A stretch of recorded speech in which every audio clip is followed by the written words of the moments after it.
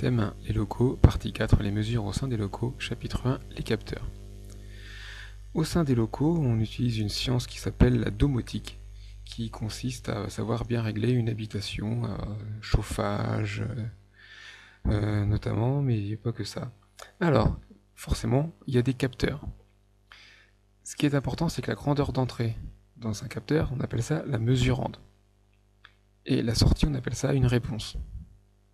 Donc les grandeurs d'entrée, il faut savoir qu'on a donc 6 grandes familles de grandeurs physiques, les mécaniques, les thermiques, les électriques, les magnétiques, les radiatifs ou les chimiques.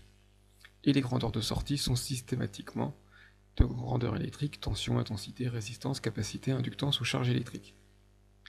Et donc la caractéristique d'un capteur, c'est un graphique qui représente toujours la grandeur de sortie en fonction de la grandeur d'entrée, ce qui veut donc dire qu'on aura toujours la grandeur d'entrée ou mesurande en abscisse, et la grandeur de sortie ou réponse en ordonnée. Alors si un capteur génère une tension ou une intensité, une énergie électrique, on dit que le capteur est dit actif. Alors il y a plusieurs effets utilisés dans des capteurs actifs, l'effet thermoélectrique, l'effet piézoélectrique, l'induction électromagnétique, l'effet photoélectrique, l'effet pyroélectrique ou l'effet Hall. Par contre, si le capteur c'est son impédance, l'impédance c'est la capacité à s'opposer au passage du courant, qui est modifiée, donc on retrouve là-dedans la capacité, l'inductance, la résistance. Alors le capteur est dit, par opposition à actif, il est dit passif. Il y a des exemples de thermistance, de photorésistance. Les caractéristiques importantes pour un capteur, c'est l'étendue de mesure. En fait, ce sont les valeurs extrêmes qui peuvent être mesurées par le capteur. La rapidité, c'est le temps de réaction du capteur. La sensibilité, c'est en fait la pente de la caractéristique. La résolution, la plus petite variation de grandeur mesurable par un capteur, la linéarité et la précision.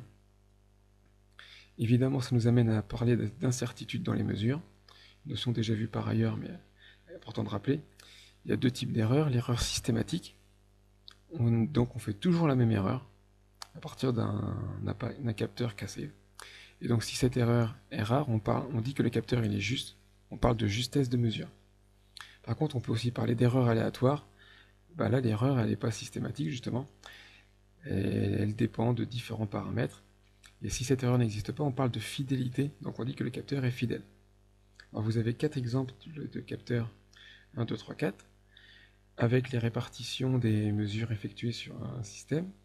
Donc le capteur 1, on voit que ça monte pas haut, mais que c'est bien centré, donc ça veut dire qu'il est juste mais pas fidèle, qu'il souffre d'erreurs aléatoires. Le capteur numéro 2, ça monte très très haut, et par contre c'est totalement décalé du centre. Donc c'est un capteur qui est fidèle mais pas juste.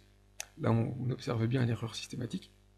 Le capteur numéro 3, bien centré et bien haut, fidèle et juste, il n'y a pas d'erreur. Et le 4, il a tous les défauts. Il est ni fidèle ni juste, on voit qu'il est ni centré, qu'il ne monte pas haut. La répartition est étalée, donc pas fidèle, pas juste. Et avec donc des erreurs systématiques et aléatoires qui se combinent.